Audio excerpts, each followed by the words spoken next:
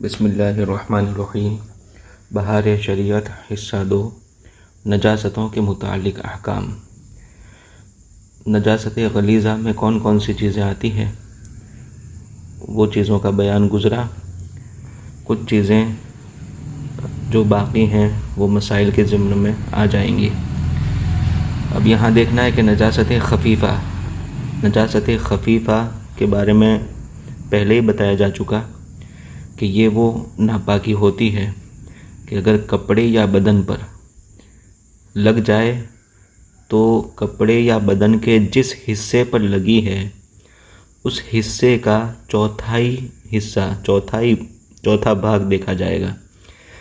اگر وہ پورے چوتھے بھاگ کو اس ناپاکی نے گھیر لیا اور پورے پر لگ گئی چوتھے پر، تو پھر اس کو بغیر دھوئے نماز اگر پڑھی تو نماز نہیں ہوگی،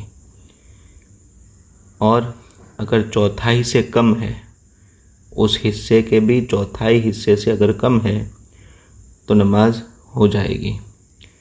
اب یہ نجاست خفیفہ یہ کون کون سی چیزیں ہیں؟ نمبر 1، جن جانوروں کا گوشت حلال ہے، جن جانوروں کا گوشت کھانا جائز ہے، حلال ہے، جیسے بکری، بھینس وغیرہ جو حلال جانور ہیں، ان حلال جانوروں کا پیشاب یہ نجاست خفیفہ ہے۔ اسی طریقے سے گھوڑے کا پیشاب یہ بھی نجاست خفیفہ ہے۔ اور تیسرا، جن پرندوں کا گوشت حرام ہے اور وہ پرندے اونچا اڑنے والے ہیں، اس لیے کہ جو اونچا نہیں اڑ سکتے ان کا تو بیٹ اور پاخانہ نجاست غلیظہ میں ہے، وہ بیان گزر گیا۔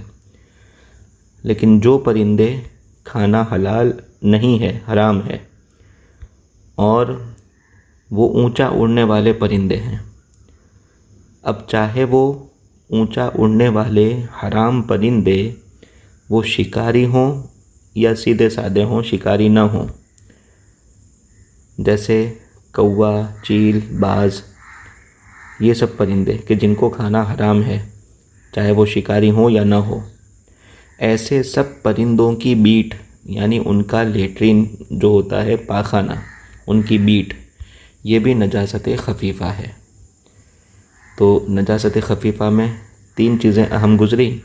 ایک تو وہ کہ جو جانوروں کا گوشت کھانا حلال ہے ان کا پیشاب اور گھوڑے کا پیشاب، اور جو پرندے کھانا حرام ہیں ان کا بیٹ یہ نجاست خفیفہ ہے۔ اس میں ایک فائدے کی بات بتا دوں کہ ہمارے اسلام اور ہماری شریعت میں حضور اکرم صلی اللہ تعالی وسلم کے صدقہ و طفیل کتنی آسانی اور کتنے رحمت کے پہلو ہیں کہ پیشاب تو پیشاب ہی ہے، ناپاک ہی ہے، لیکن اس کے باوجود بھی یہ نجاست خفیفہ بتائی گئی۔ اس میں ایک وجہ یہ بھی ہو سکتی ہے کہ چونکہ حلال جانور جو ہوتے ہیں وہ ہمیشہ انسانوں کے ساتھ معاشرے میں رہتے ہیں، گھروں میں بھی ہوتے ہیں اور انسان سے زیادہ قریب رہتے ہیں۔